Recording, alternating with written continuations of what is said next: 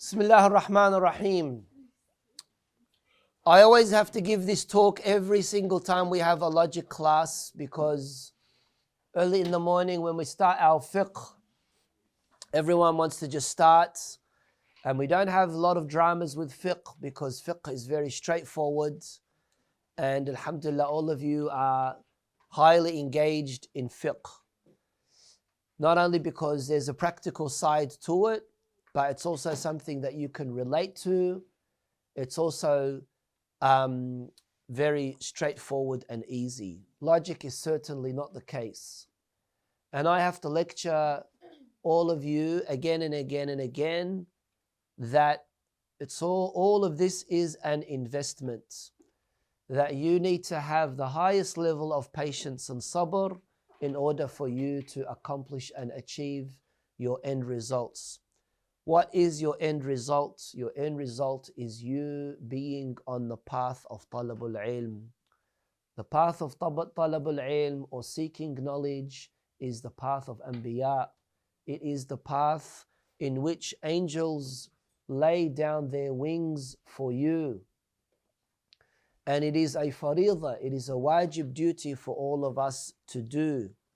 Sunday morning, everyone else is either on their way to a picnic or sleeping in or at church, and all of you are here early in the morning, which is very good. It's a very honorable thing.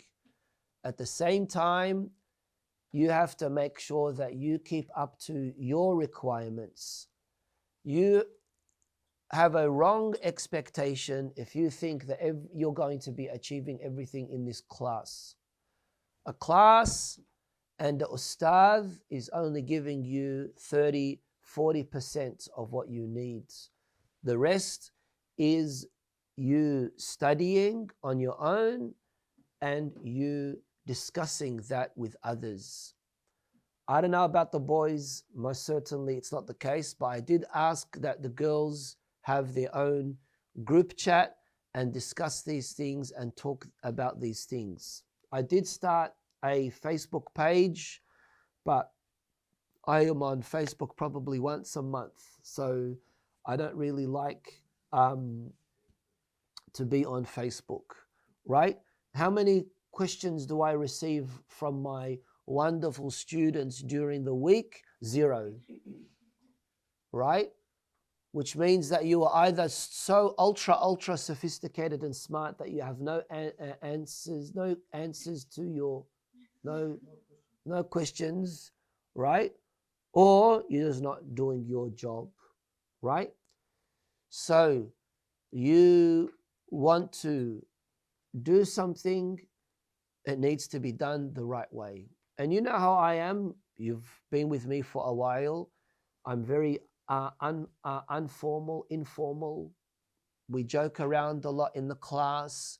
We try to make it as friendly as possible, but there's the serious side to this as well. And that is, you need to meet your requirements. Later on, when you say, Alhamdulillah, I studied logic,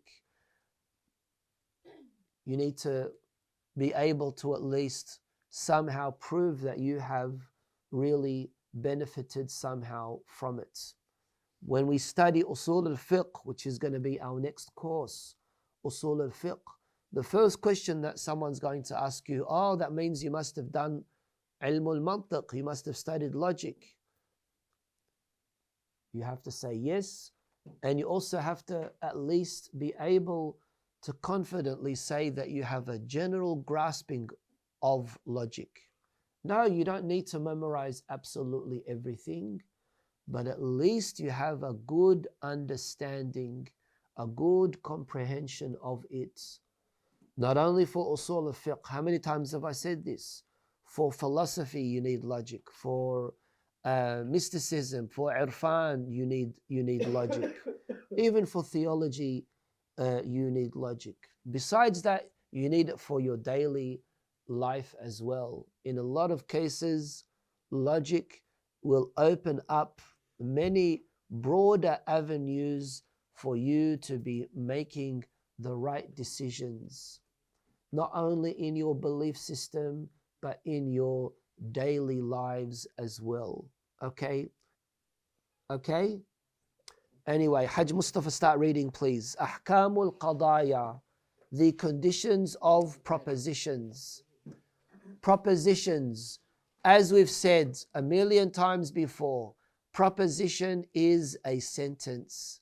It's a sentence that is made up in different structure. Depending on the structure of the sentence, you're going to be able to derive something from the structure of the sentence in the proposition. Sometimes the proposition can lead to a true statement. Sometimes the proposition can lead to a false statement. In a proposition or in a sentence, we have a mawdu'. In English, we call it subject. Who said topic? We have a mawdu'. In English, we call it subject. And we have a mahmul. In English, we call it? Thank you. Thank you, Mr. Zain. That's why you're imtihan boy. If only the other Najis were like that. That was like a low blow, huh? All right, Hajj Mustafa. Mawdu' wa mahmul. Carry on. The conditions of propositions. Between a proposition and another, there might be a cohesive relation based on truth and falsity.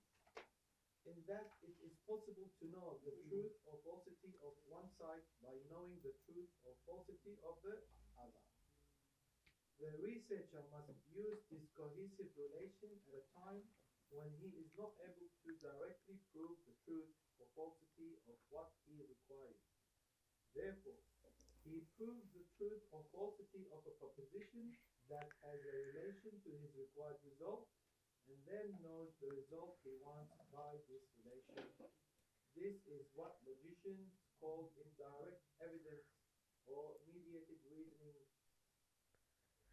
Okay.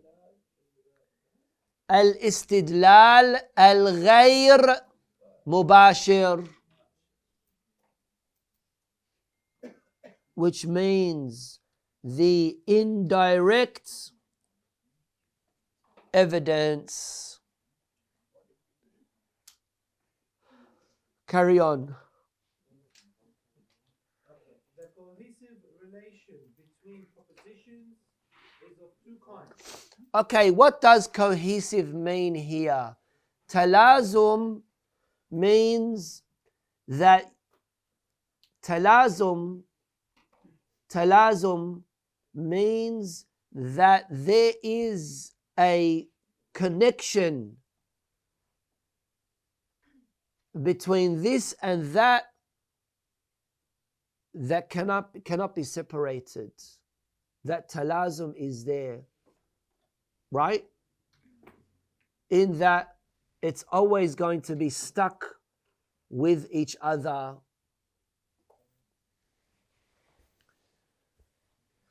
Now, sometimes this talazum between the propositions are either of tanaqud or aks.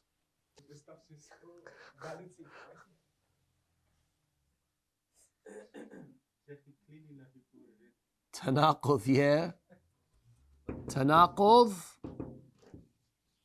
or aks. Yep. Right? Okay. So the alaqa talazumiyya, that cohesive relation in the qadaya, in the propositions, are either contradictory tanaqud, or aks, opposites. Carry on. Contradiction. This is the cohesive relation between two propositions that are united from all sides, except in the quantity and the quality. Like the relation between the two propositions, every human laughs, and not not every human love. That's deep.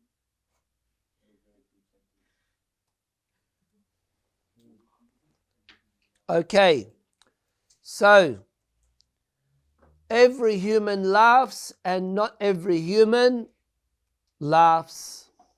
This is, of course, completely conflicting, right? Right?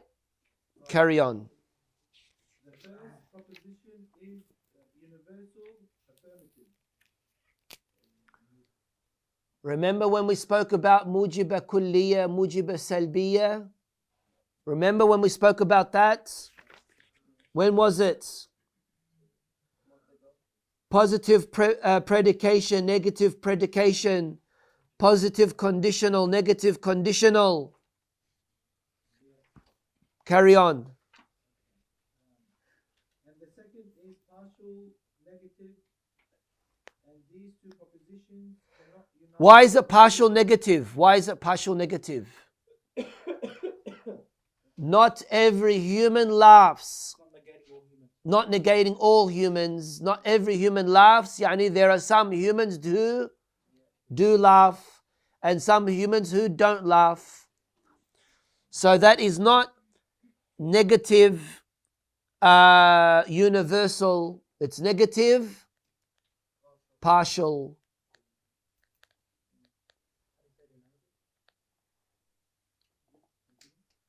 It says it right there. Who said, how do you say in Arabic? Who said that? Saliba. Saliba juz'iyya. Carry on. It is possible to define these contradictory propositions as being the contradictory. No, we have to finish off the sentence first. No, you didn't. The first proposition is No, and these two propositions cannot unite on truth nor on false.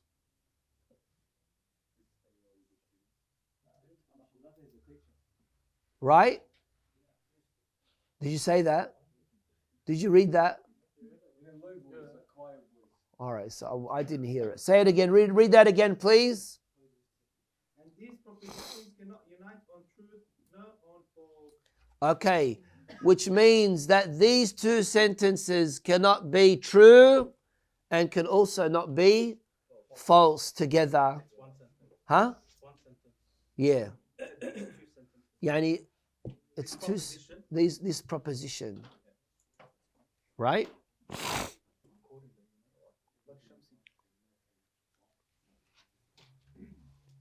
So it's either you can't say that they are both true, and you also cannot say that they are both false as well, right? Why not? Because there are people who don't laugh, and there are people who do laugh. That just means the second one's right. To saying both of them together. Oh. No, but why not say they're both wrong? Because like you could say no human loss. They're not both wrong. Completely different. Saying they're both wrong. Yeah. Hey, I just withdraw what I said to you about 2 minutes ago. Sorry, I apologize. Okay, carry on. It is possible to define these contradictory propositions as being the contradictory of affirmative and negative. In such a contradiction that in its essence All right. So, please underline this. Underline this. The contradictory of affirmative and negative. Okay? Because that's what the definition is. It is possible to define these contradictory propositions as being contradictory of affirmative and negative. Right? You want to write that in English? You say المتقابلان بالسلب والإيجاب. Right?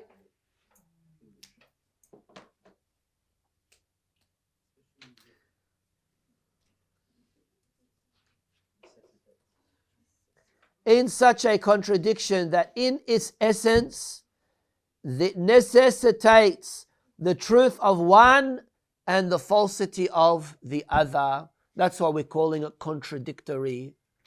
Who does not know what contradiction means? I do. You do. All right. Who has no idea what we're talking about at all? Like I'm talking Japanese. Who here? Other than Mu'min. You Mu'min, you okay? All right.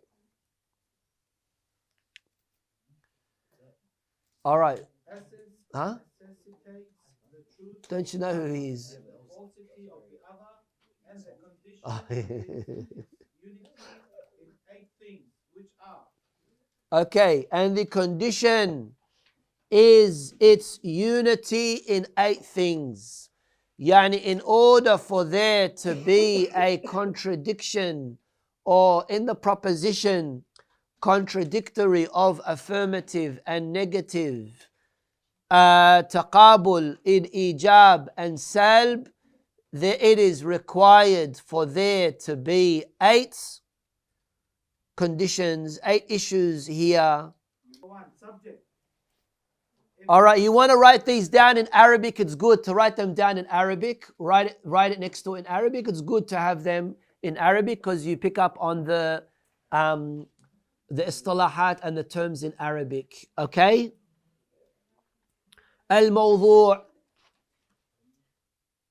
Shall I write it on the board or not? Yes, please.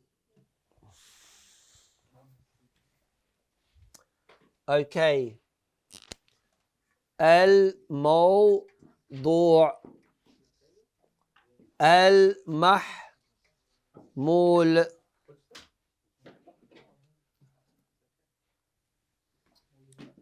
الزمان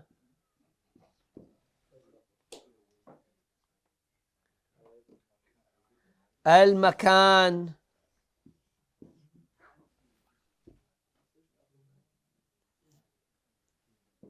الشرط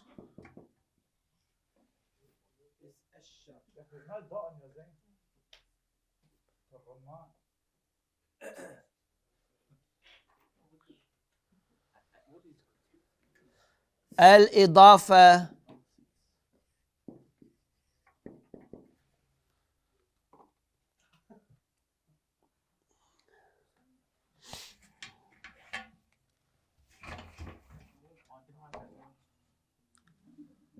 الكل والجزء. We listening everyone? القوة والفعل. Carry on. Read Hajj Mustafa, please. Okay. Subject. If they were different, they would not be contradictory, like saying Zaid is a scholar and Zaid is a poet. All right. Carry on. Predicate. If they were different, they would not be contradictory, like saying Zaid is a writer and Zaid is not a poet. Time. There would not be a contradiction between the weather is cold, that is in winter, and the weather is not cold, that is in summer. Place. There would not be a contradiction between saying Zaid is drowning, that is in the sea, and Zaid is not drowning, that is on the land. Condition. Hence, there is no contradiction between the moon is eclipsed, that is, if the earth obstructs between it and the sun, and the moon is not eclipsed, that is, if the earth has not obstructed between the moon and the sun. Relation. Hence, there is no contradiction between 4 is a half, that is in relation to 8, and 4 is not a half, that is in relation to 10. Whole and part. There is no contradiction between the pigeon is white, that is its feathers, and the pigeon is not white, that is in all parts of its body. Number 8, potentiality and actuality.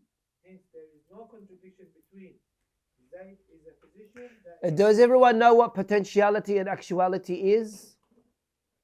يعني مرتضى is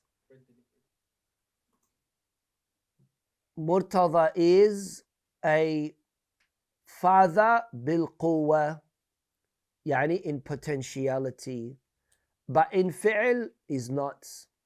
So you've got something بالقوة, which means something that has the potentiality to have it, and in actuality at this present moment having it or not having it. So زيد طبيب, right? بالقوة.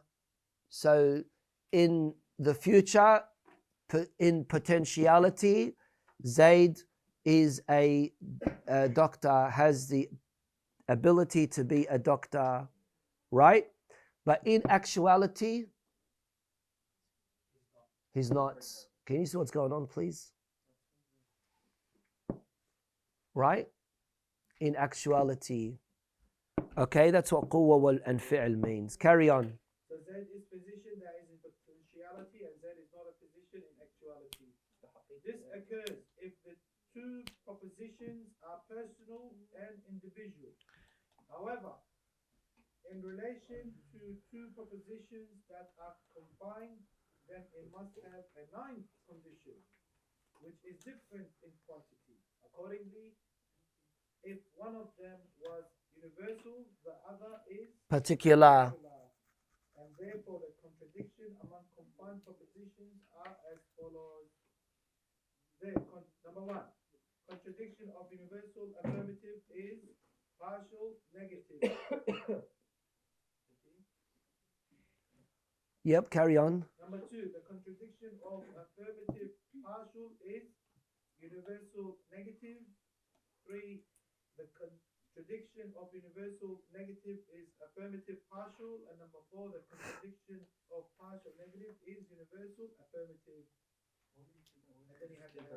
Everyone bring me 10 examples of each one of these 4 for our next class. Walhamdulillahi Rabbil Alameen.